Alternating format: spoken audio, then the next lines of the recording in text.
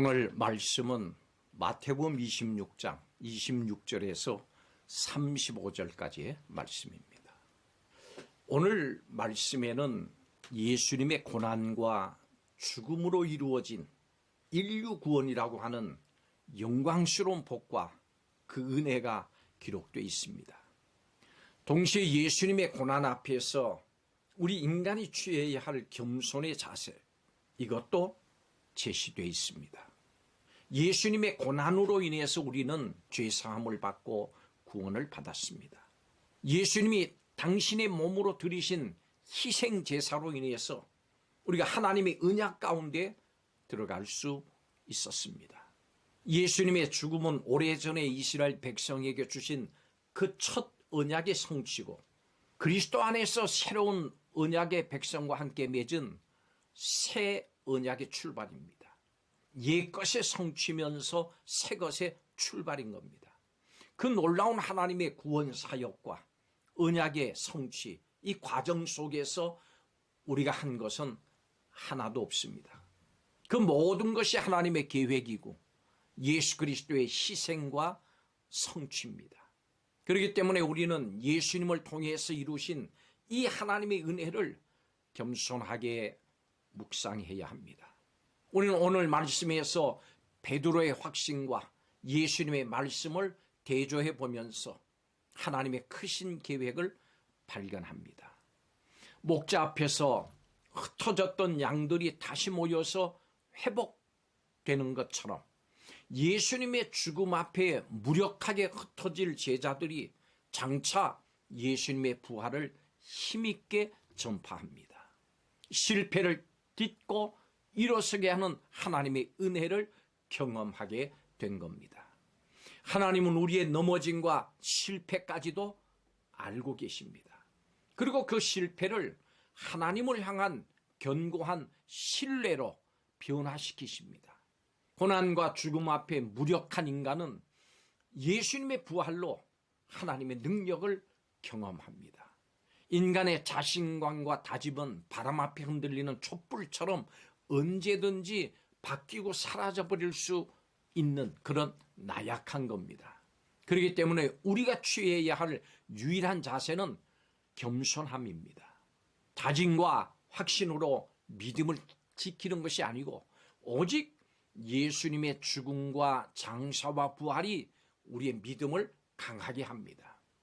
나가서 부활하신 예수님은 우리에게 성찬을 통해서 소망을 주십니다. 우리는 하나님 나라에서 다시 먹고 마시게 될 참된 성찬을 기다리며 이 땅을 살아가야 합니다. 성도 여러분, 함께 음식을 먹으면서 나누는 식탁 교제는 영양 보급이라고 하는 기능을 할 뿐만이 아니고 서로 생각을 나누고 한 공동체임을 깨닫게 하기 위한 좋은 계기가 됩니다. 구약에서 식탁 교제는 하나님을 섬기는 자들이 언약 안에서 하나가 되는 그런 자리였습니다. 예수님은 제자들과 마지막 만찬을 가지셨습니다. 이 성찬은 주님과 제자들에게 어떤 의미가 있을까요? 오늘 말씀을 통해서 살펴보겠습니다. 첫째로 이 성찬은 고난을 준비하시는 예수님의 그 모습입니다. 예수님께서는 고난을 당하시고 십자가에 달려 죽으실 것을 미리 아셨습니다. 그렇지만 주님은 고난의 그 길을 피하려고 하지 않으시고 친히 그 길을 준비하셨습니다. 또 제자들에게도 그 길에 대해서 말씀하시고 따를 것을 당부하셨습니다. 그 길은 하나님이 예비하신 길로 생명의 길이고 인류를 구원하는 길이기 때문입니다. 예수님은 하나의 밀알이 땅에 떨어져 죽지 않으면 그대로 있지만 죽으면 많은 열매를 맺을 것이라고 하셨습니다. 예수님의 제자로 이 땅을 살아가는 우리 앞에도 여러 가지 고난이 있습니다. 예수는 우리가 고난을 준비하는 그런 삶을 살기를 원하십니다. 여러분, 하나님 미랄로 썩어져가는 삶을 살아야 합니다. 하늘 그대로 남아서 나만 살겠다고 내 자신의 욕심대로 살아서는 안 됩니다. 두 번째로, 이 성찬은 예수님의 몸을 먹고 예수님의 몸의 한 부분, 지체가 되는 겁니다. 예수님은 만찬 자리에서 떡을 가지고 축복하셨습니다.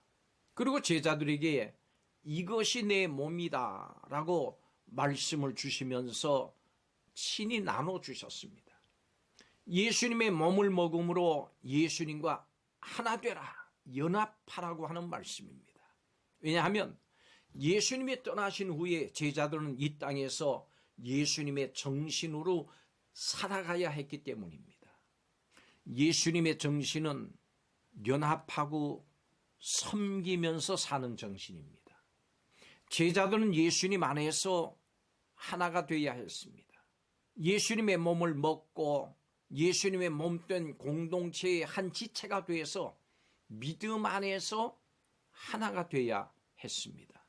나가서 서로 사랑하면서 하나님의 나라를 이뤄가야 했습니다.